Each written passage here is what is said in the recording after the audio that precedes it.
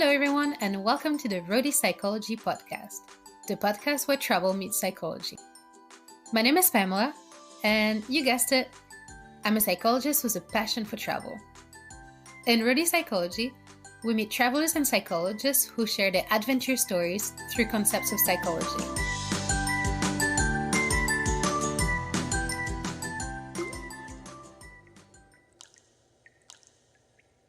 Imagine yourself in a canyon.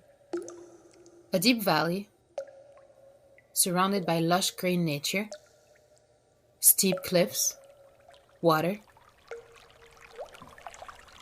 Imagine exploring this canyon,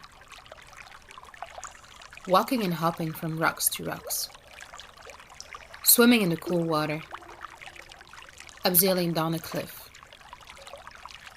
sliding on rocks, and imagine jumping from a waterfall.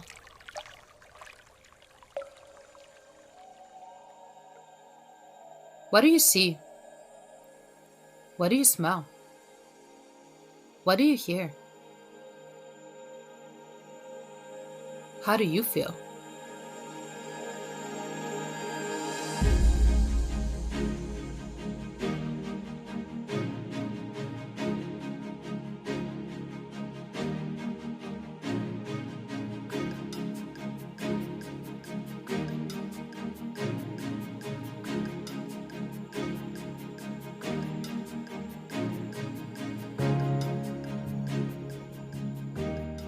Extreme sports is one of those things we can't really understand until we try it ourselves.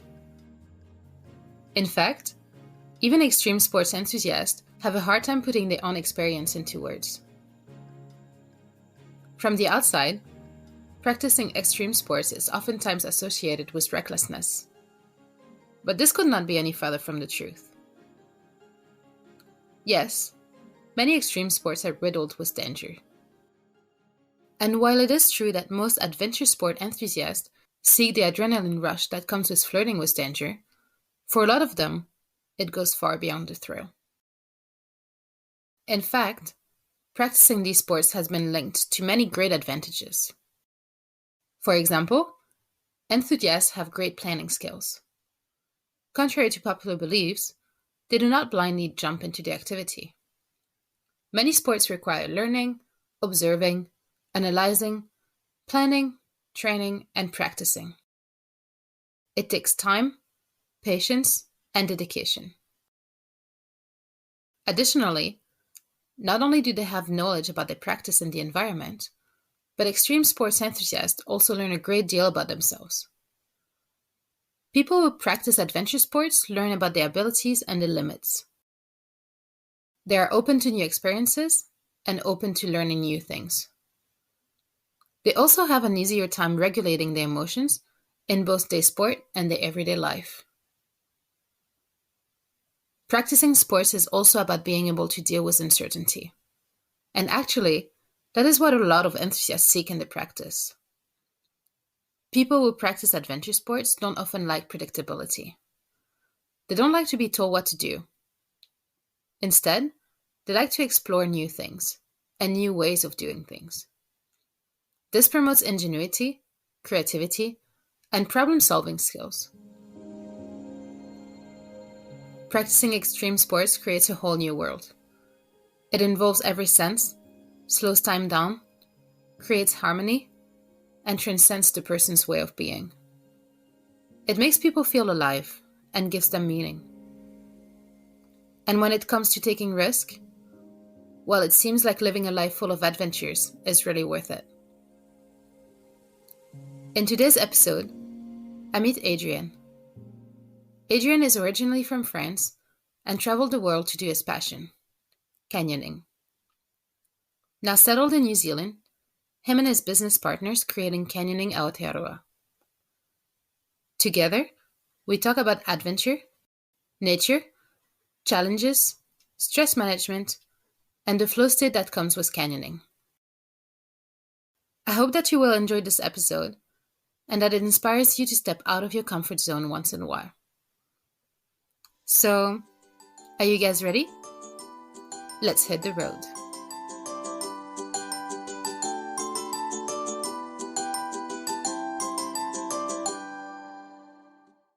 Hello, Adrien. How are you? Hey, hello. Yeah, I'm good. Thank you. And you? I'm pretty good, thank you. So today we're going to be talking about one of your passions, canyoning. Yeah. But first, can you introduce yourself a little bit? Yeah, so I'm Adrien Paris. I'm 35 years old, French, and living in New Zealand since 4 years now. Happy Kiwi resident. Nice. And so doing canyoning and a bit of orchard working as well while I'm waiting for the season. Yeah.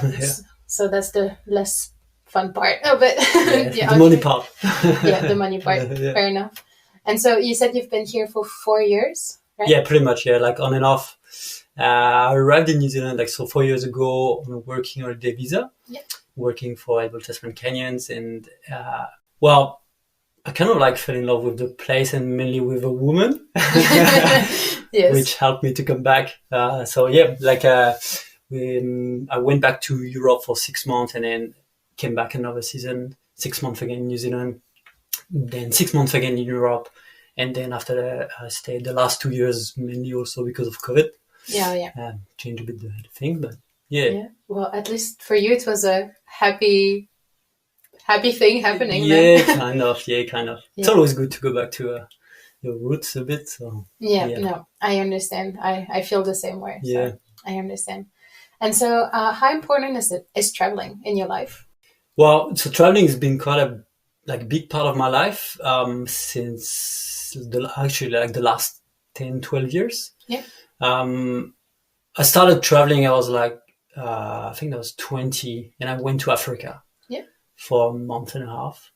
And it definitely changed everything for me, the way of seeing life. That was really powerful.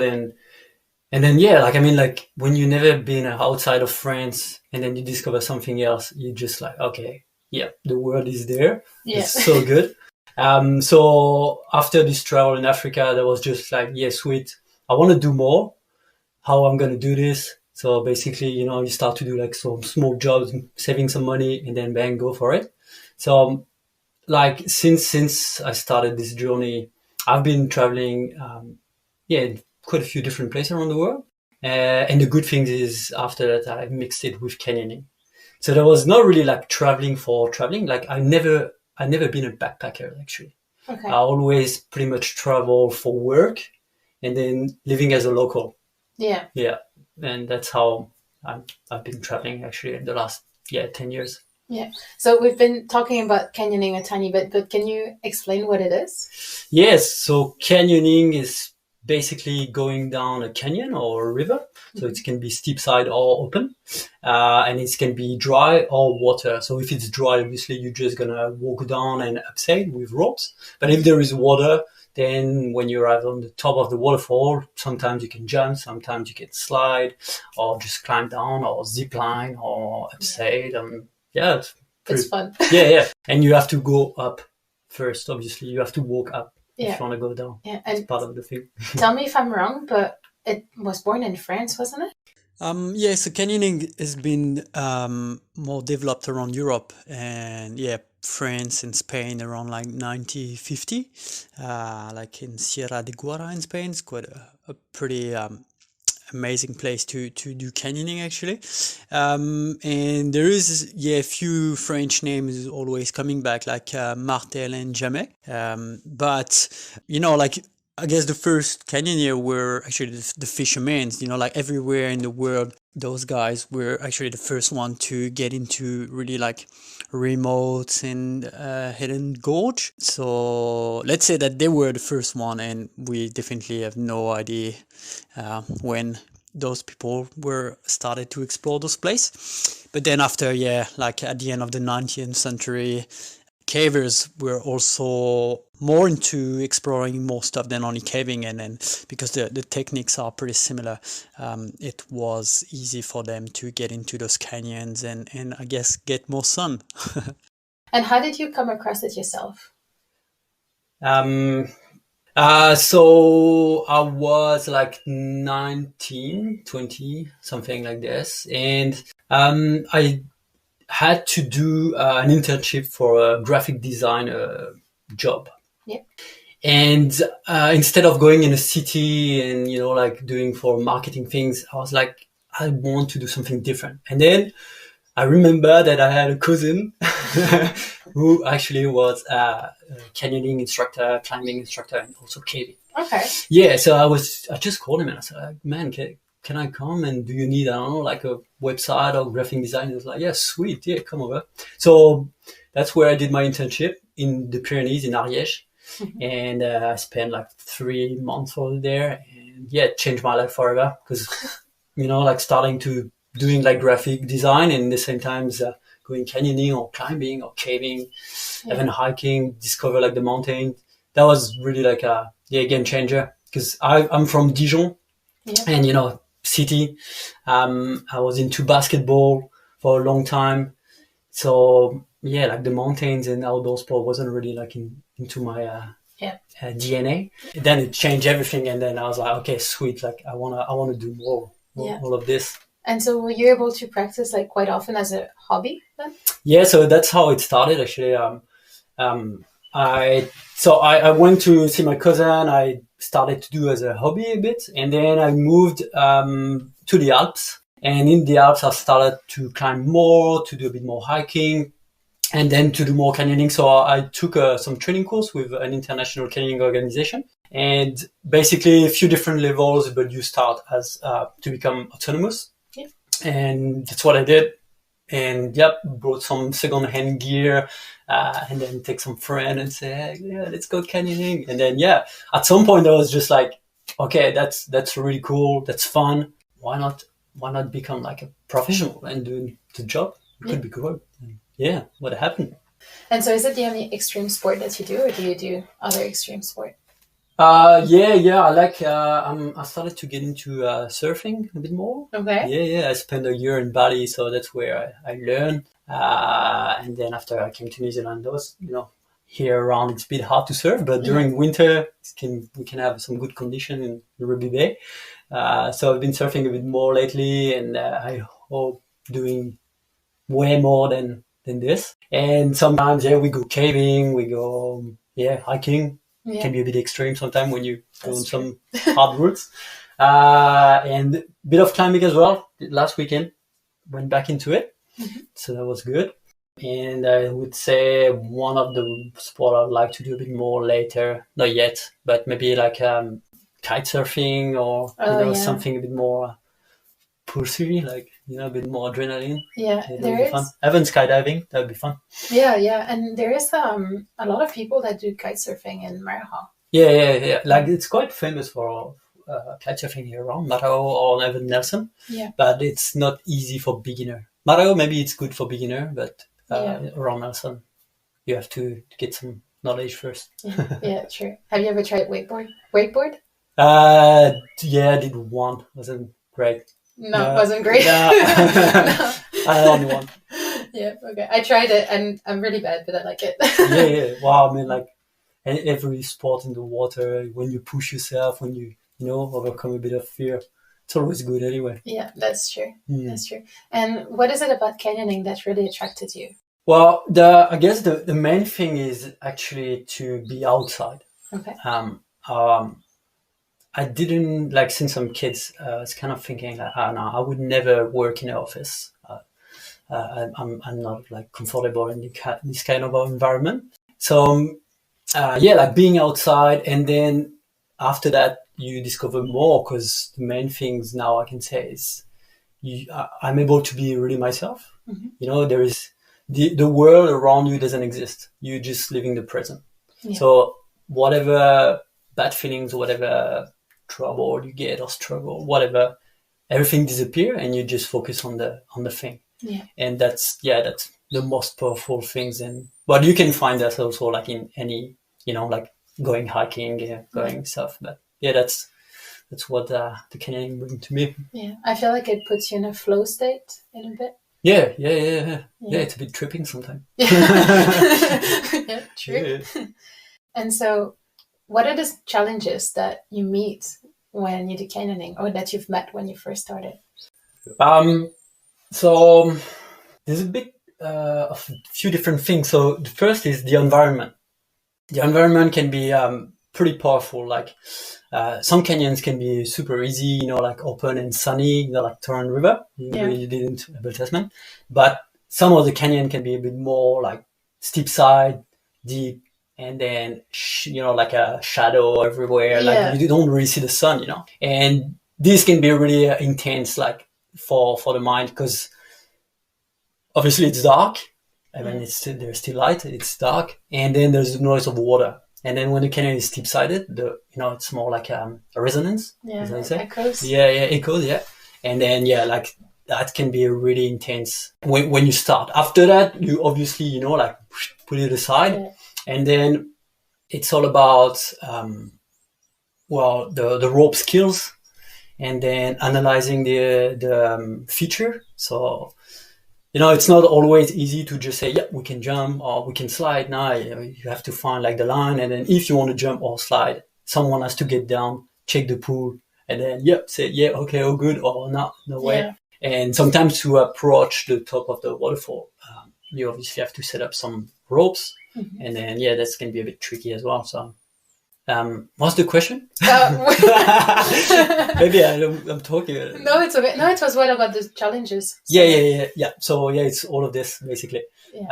Like a lot of rope skills, a lot of environment, and then the challenge of working on yourself. Like sometimes. So I was saying just before that you can have some trouble or struggle with someone or with yourself, and then you get in canyoning or whatever sport you want to do, and then you're gonna forget about it. But it's not that easy, like obviously you're going to forget about it because your mind is focused on what you're doing, but all the bad thoughts are still there, And then maybe the challenge can be also to, let go and actually be really, really focused on what you do. Yeah. Because like any outdoor sports, I mean, when you know what you're doing, it's easy and it's fun. Yeah. But if you start to make some mistakes, then it can become like pretty tricky. Mm-hmm. And obviously a bit dangerous. So you have to be like really like peaceful and chill and make sure you're in a good state of mind. Like I got some good stories about that, and it happened to me that like after a big season, you're tired, you're not really concentrated, and then you start to make some mistakes, and then the mistakes, it's like the snowball effect. Yeah, and then at the end. I mean, like, that was just like I scared myself a lot. Yeah. Nothing happened to me, but like I've been like a bit stuck on a rope, whitewater movement with ropes and stuff, and then suddenly you just realize like, oh, no, that's not good at all. And then the only one thing you want is get out of here and then breathe and next time I'll have a better sleep and eat well and make sure I'm in a good state of mind. Yeah. And I like the idea of like breathing, because I know it's completely different. But the first time I did canyoning and I jumped, the first jump that I did, I had that breath, and then I don't know, like between the breath and the jump, I felt like there was a moment where I was a bit floating. You know what I mean? Like the stress. Yeah. And I was like you said, just let go. So obviously you talk about more challenging and dangerous stuff, but for me just the jump was scary, and so that moment between I'm going, breathing, and then jump, there was this moment stuck in time. Well, actually it's exactly the same thing. It's just because obviously it depends the level, but that's exactly what it is. Like you need to focus on yourself, to come back to the reality, and the breathing part of it, it's essential. Like I learned that when I actually learned canyoning, and then I'm using every day now. Like sometimes when I'm feeling stress, I stopped everything, and then I just focus on my breathing. Like all the yoga, meditation things. I mean, I'm not a great meditator or great yoga guy, but it's really helpful. And then you can use these skills in any situation, and that's awesome. You can actually do that for the first time, because there is so many people for a first jump. They're a bit scared. And then when you try to tell them, okay, so look at me, you need to relax and breathe. If they never tried before, it's going to take a longer process to kind of make them realize that, you can stop everything, breathe, and then after you're going to be able to jump and do the things. And then they're going to love it, obviously. Yeah, obviously. Or not. Sometimes. No, because for example, Damien is super scared of height. Well, not super scared, but the idea of jumping and falling. And when he did canyoning too, he was like, okay, it took his time, but he did it. And then he did it 3 times more. Like he just went back up every time to do it again. Yeah. So, I mean, once you've done it, you're proud at the same time. You're like, it's still going to be thrilling to do it, you know? Yeah, it's, you kind of like open the door, you know, like you unblock something in your brain, and then after you're just able to do it way easier. But I mean, after, you know, like it's cool for one jump, one things, but then you're going to have to do it for some other stuff, you know? So that's the cool part of it, is like you're always challenging yourself. Yeah. It's not because you open one door here that the next door is going to be open. Yeah, no, definitely. And then, so you're talking about the challenges, but what about the positive side? You said a little bit about the door, and it's always challenging. What are the big positive about canyoning for you? Well, for me, it's definitely like changed a lot of things in my like personal life. The confidence to take people. Actually, it's more like about sharing passion. Mm-hmm. So, you know, like I started like a total beginner, and then I basically trained myself to be easy and confident in these things. And then after, once I was easy enough and confident, and I was like, okay, I can push myself a bit more, and then let's become professional. And then after that, when you become professional, it's not about you anymore. It's more about the people. Yeah. And that's where it's really cool. And that's where I take my pleasure of taking people canyoning. It's just because I'm going to share the environment, share my knowledge. And that's the psychology part of it, is like helping people to open the door in the brain. Yeah. Like, it's quite cool. Like, I've been working as a professional for the last 10 years, and there is definitely, I don't know how many, but there's definitely a few people who told me at the end of the trip, thanks, Adrien, you changed my life. And then, I mean, like, it's so unreal when someone said that, because you're like, nah, you're kidding. I mean, like, yeah, okay, maybe, but actually it's so honest and so genuine, and it's so good. And take me a few days to kind of realize that, actually I can change the life of people. So obviously it's a small part of it, but it's still like so powerful and grateful for me to hear that. And that's it's amazing. Yeah, no, definitely. And so, like, can you give us maybe an example or a situation where you had to deal with someone's stress, or you had to help them overcome their fear, or, you know, just because you said it's about sharing. So how do you deal with that? Well, let me think a bit. Well, I definitely had a lot of people. So, like you say, for Damien, for example, you know, there's a lot of people who are scared about jumping. So the first thought they have is like, I don't want to jump.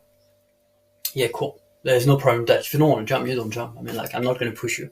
Yeah. Fair enough. Good to know. But then after, there's some people like seeing people jumping, and they're like, I would love to jump, but I'm scared. Okay, cool. And then basically after that, it's all about like active listening and all the stuff like this. So you try to really like, like hear like the words, the psychology, what they can say, and then boom, like tick off and ask open question. So it's a bit of a tricky process, because you're in the middle of the canyon and people are, you want to progress. You don't want to get stuck, you know? But you have to ask the right question, and you kind of have to break everything in the brain to make sure. Basically, what I like to say is, okay, so whatever you're thinking right now, stop thinking. Whatever you trust right now, stop trusting this. Okay, just forget everything you know. It's now, be in the present, be now.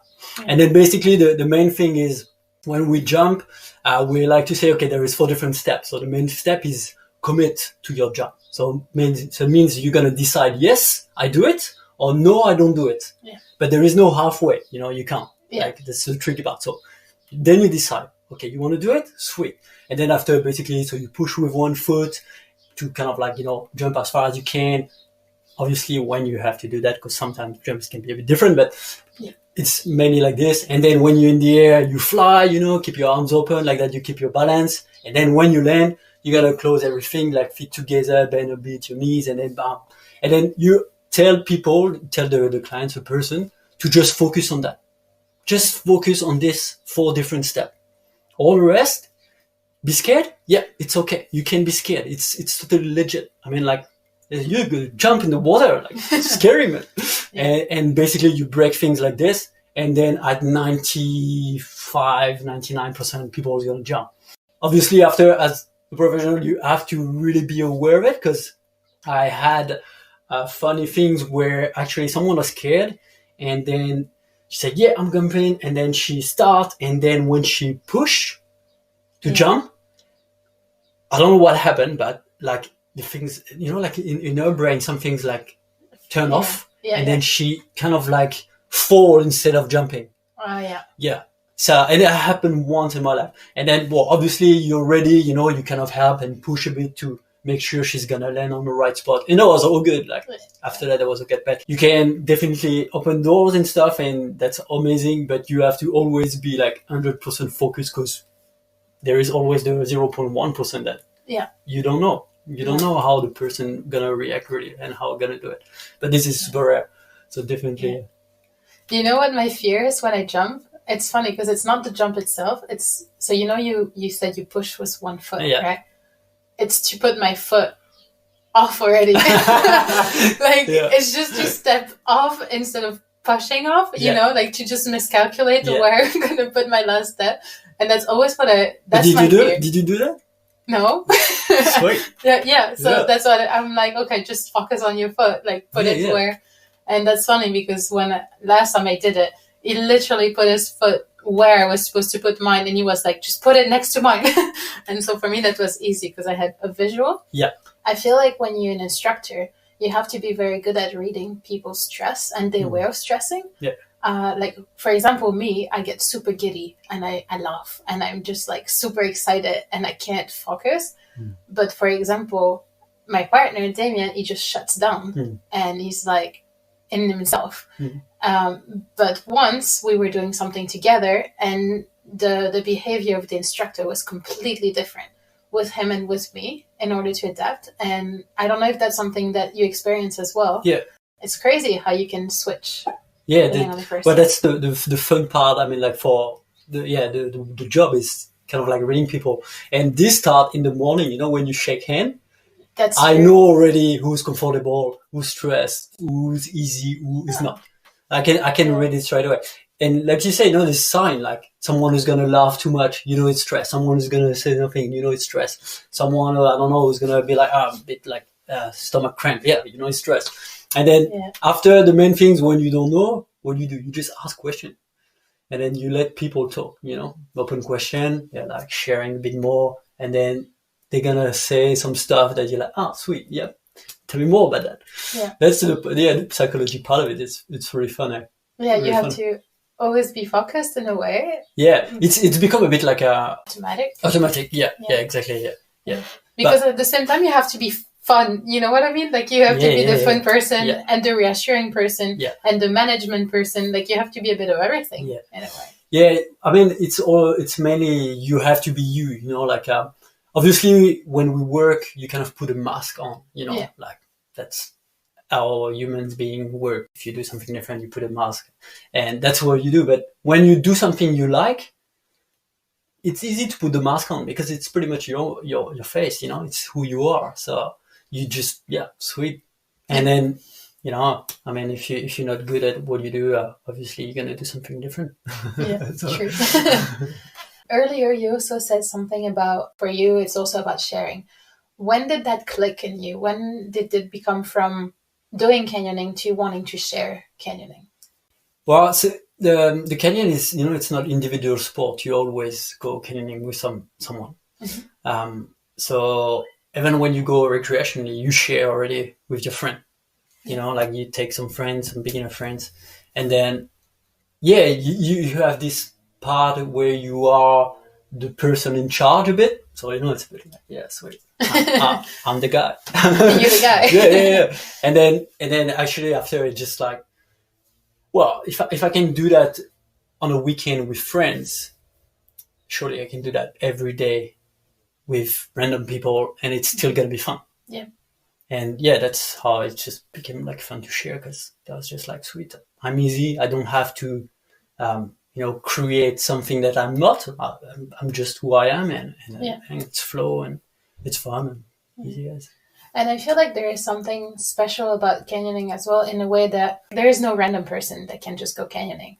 No, well, yes and no. I mean, like for example, here in New Zealand, Kiwis are super outdoorsy since like they grow up outdoors, and when we took Kiwis in canyons, sometimes they just want to go for it and jump everywhere because they are super comfortable in the environment.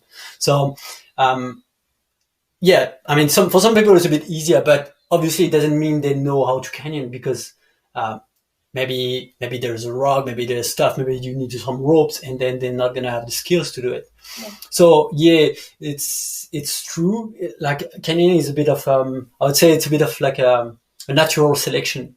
Like not everybody can do canyoning because of the environment, because of the gear, the ropes, and then all the adrenaline things. Like there's some people that don't like adrenaline. They're not, or they're not used to it, and it's still scary. Like I don't know if you remember, but the first time you had like your first adrenaline shot, like the biggest one you had in your life. I remember that was when I did skydiving, and then man, when I land, I was shaking and I was just like, holy moly, like what happened? That was so intense that I was really like, whoa, that's crazy. Yeah. That's really crazy. And that was a bit scary, but obviously I was already into a bit outdoor sport. So I was like, okay, that's not going to stop me. But for some people, I can understand it can be like really, like too much basically. Yeah, it's tricky. Any outdoors activity are the same. Like there is level for like different level. Yeah. From beginner to like super hard. And then even on a beginner trip, like an easy trip, you can do something wrong and then it's become a nightmare. Yeah, that's true. Just because, like here in New Zealand, like, I mean, in less than 2 hours, you are in the middle of nowhere. And then if you don't have a PLB or a reception, man, there's so many stories of people like they spend like nights out there. And so, yeah. And I mean, like, New Zealand or anywhere in the world, when you want to do something outdoorsy, whatever your level, just make sure you know from A to Z, you got everything's ready. Yeah. In any situation, in anything goes wrong, you have a solution for it. Yeah. And then after that, easy as, I mean, take the risk, play, and then surely your plan's going to go ahead and it's going to be all good. And this reminds me, because another thing that I think is important with outdoor sports is to know your limits and your boundaries. But with canyoning, you kind of go over your limits and boundaries. Yeah. So that can be quite tricky. Yeah. I mean, same. I would say that's exactly the same for like hiking. Like some people would push a bit more. I guess the canyon is a bit different, really, because of the water, the cold, the steep side, the no lights, and then the rope skills. It's basically, I like to say that canyoning is kind of like, I'm going to say a bit canyon, but I like to say it's the best activity because it's combined a lot of different outdoors activity. Yeah. In one activity, you can find pretty much all of it. If you like hiking, go canyoning because you're going to hike a lot. Okay, you're going to hike also into water and boulders, but fine. If you like climbing, sweet. We don't climb, we go down, but you can use a harness, you can use a rope, Yeah. And then if you like swimming, all right, here we go. You go, everything you got. So yeah, definitely it's a good one. And for me, it also reassures me that there's an instructor. There's someone you can rely on, that you can talk to, and the person helps you go over your boundaries. So that's what I liked myself into doing that. So now I just want to ask, last year you launched your own business. Yeah. Canyoning Aotearoa. Yeah. And can you tell us more about that? So we created actually Canyoning Aotearoa a few months ago, just before the last lockdown. And so we created this with Camille, my wife, and Mark Cadwell, my good friend and business partner. So we're going to be based during summer of the Senanet in Lake Rotoiti, Nelson Lake National Park. And basically we're going to run one main canyon. It's called Hidden Falls. It's amazing how the trip really suitable for beginners or eventually like people who already got like some canyoning experience, like if they want to do something different. But really nice little canyons with like few waterfalls where you can jump, slide, abseil, zip line, and amazing like lush vegetation. It's beautiful over there. And then in the same valley a bit further, we got Shift Canyon, which is pretty much exactly like Hidden Falls, but everything's bigger. So if definitely suitable for people who are really adventurous and eventually like got some canyoning experience. But yeah, everything's bigger, like big waterfalls.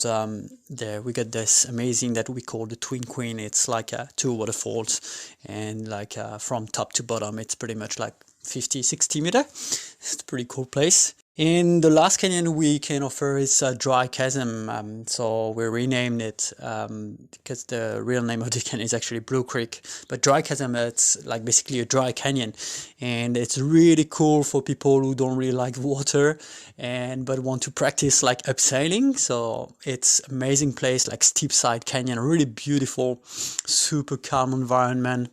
Really definitely like a highly recommend place to go as well. Pretty cool place. Amazing. Yeah, that's what we offer. And I feel like Nelson Lakes is very underrated.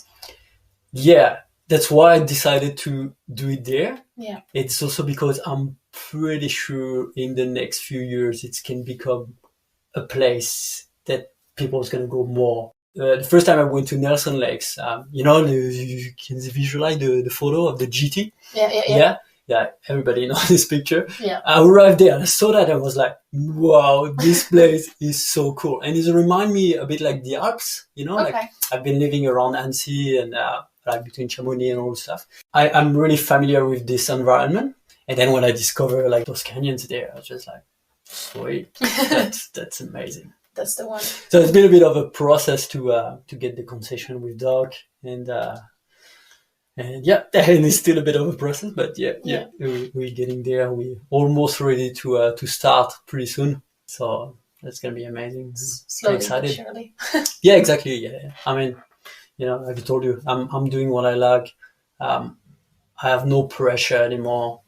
I mean, yeah, there is a bit of always of a business pressure, I'd say, Yeah. but because I do what I like, it's fine. I mean, I'm pretty easy with, yeah. And so what is your best memory related to canyoning? If you could choose one. Wow. Well, one good one is definitely the one we did last weekend. So no, not this weekend. The weekend before, we went into the Tasman and with some friends we did Table Creek. So Table Creek is basically the biggest canyon in the Tasman. It's kind of like you see Torrent River. So Torrent River is pretty open canyon. So it's exactly the same things, but probably let's say 3 times bigger. Okay. And then in the middle of it, there is a 70-meter waterfall. Oh. So it's basically 17 kilometers of canyoning with a 70-meter waterfall in the middle. Let's say it's a long day out because there is a lot of boulder hopping, like and stuff like this. It's a long day. Like we started at we get up at 4 a.m. and oh, wow. yeah, that was a bit of a mission, but that was really cool because like it's with friends and always fun to go out, and the weather was just perfect, like really, really cool. Mm-hmm. So definitely this one is a good one. But let's say one of the one is definitely part of why I decided to do canyoning and change my life is when I went to Nepal in 2011. So my cousin I learned canyoning with was the expedition leader of they were opening one of the biggest canyon in the place, and I just went with them. I didn't went in the canyon because I was just beginner, but I took a bit of footage for a movie, and then we made a documentary about there was a RIC, it's called like the Rassemblement International de Canyon, so international meeting of canyoning. Yeah. And that's where like the place, and we did a bit of canyon, and I was with some friend as well, and it's definitely a really good memory because it's part of why I'm here now. Okay. So that's definitely and Nepal is an amazing country. Like people are so nice, and if you love mountains, I mean Himalayas is just amazing. Yeah. Cherry on the cake. Yeah. But yeah, you said that you traveled and you did canyoning while traveling. So where did you go? So I've been in Canada, in Gaspésie. Okay. So it's like the French part of it. Amazing place over there. Like It's look a bit like Abel Tasman, actually. Oh, really? Yeah, it's like forest, like a big, Canadian forest mountains, not high, but, Heavy, super remote. yeah. Yeah. And the canyons was a bit like Torrent River. But I was like staying along the Saint Laurent, the big river, the fleuve. Okay. Yeah, and an amazing place called the Sea Shack. It's pretty cool. And then I've been a bit in Greece, a bit in Scotland, Montenegro, Bali, and New Zealand. Mm-hmm. Yeah. That's a lot of places to canyon to. Yeah. And there's way more. Yeah. Way more. Yeah. Like when I came in New Zealand, I didn't think that I would stay here. I mean, I was just like, yeah, let's keep going until I find a place. But New Zealand is definitely, Aotearoa is definitely a really cool mix between remote and European Occident culture. Yeah. I really like that. I'm not into yet, but I'm definitely really intrigued about the Maori culture. I learn already quite a few things already, but at some point I would love to learn more because, for all the story of New Zealand, Aotearoa is definitely a better name for me. Yeah, New Zealand. I have to agree. No, fair enough. Yeah. And so, if you could rediscover one canyon, which one would it be? Ooh. The one I didn't went there, not yet. The next one, basically. Yeah.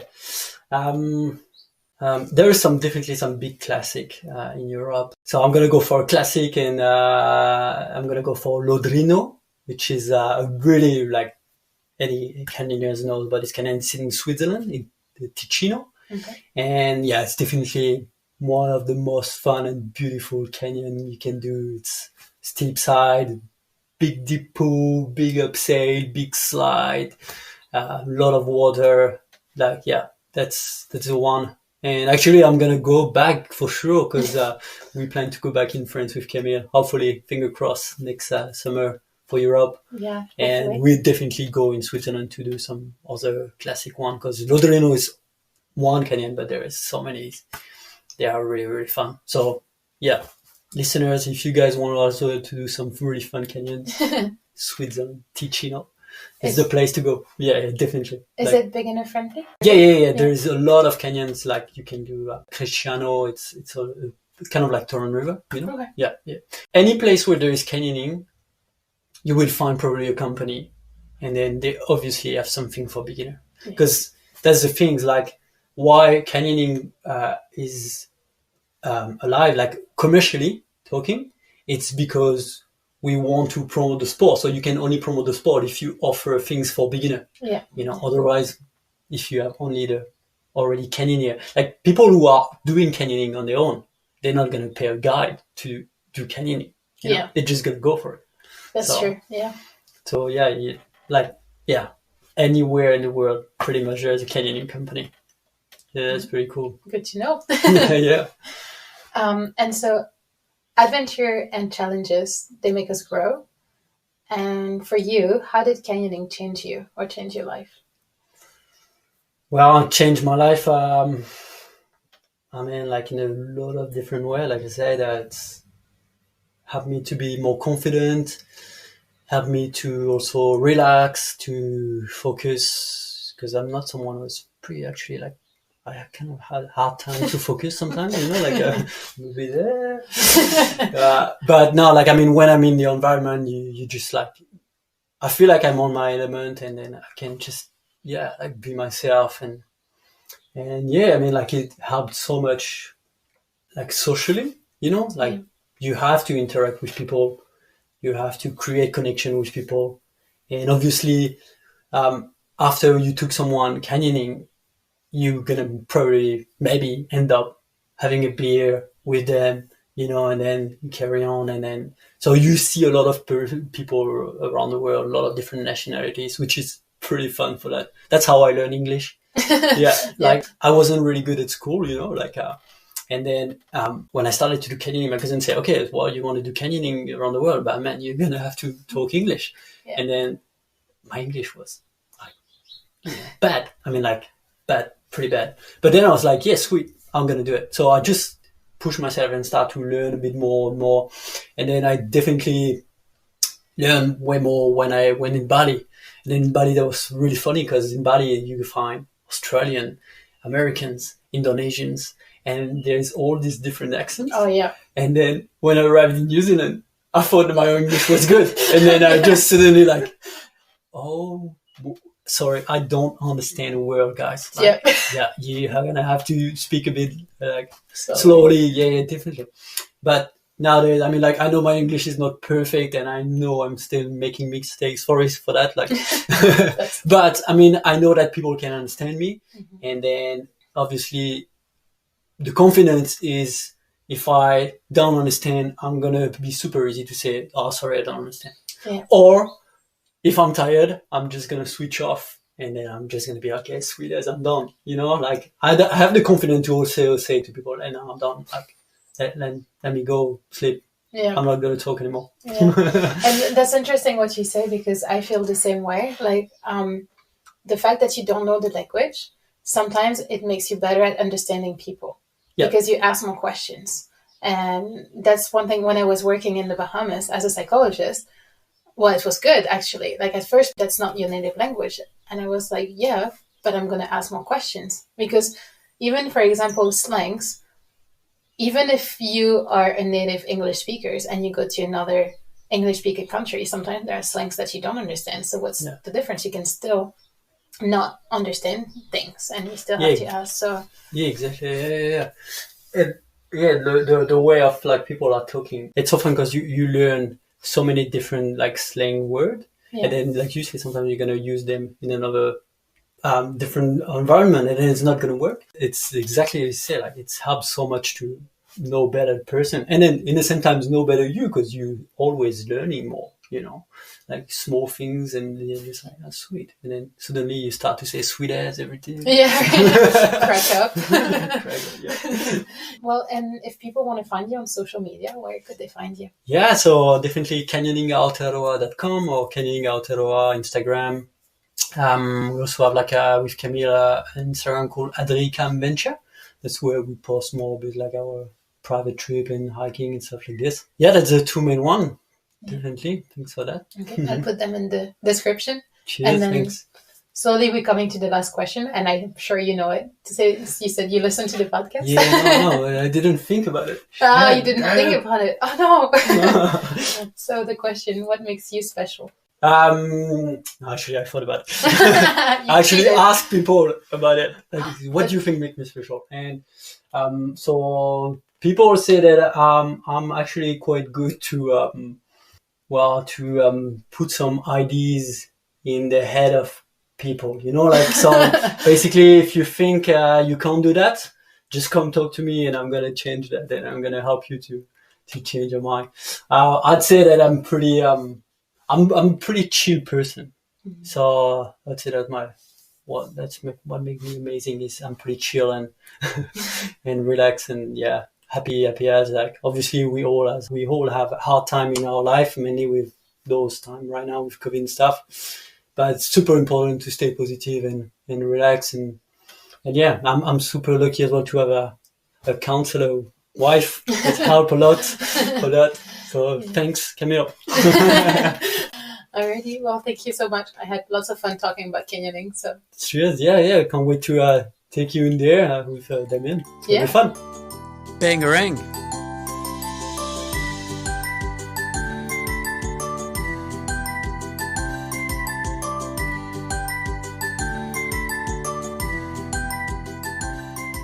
Thank you for listening to this episode of Roadie Psychology.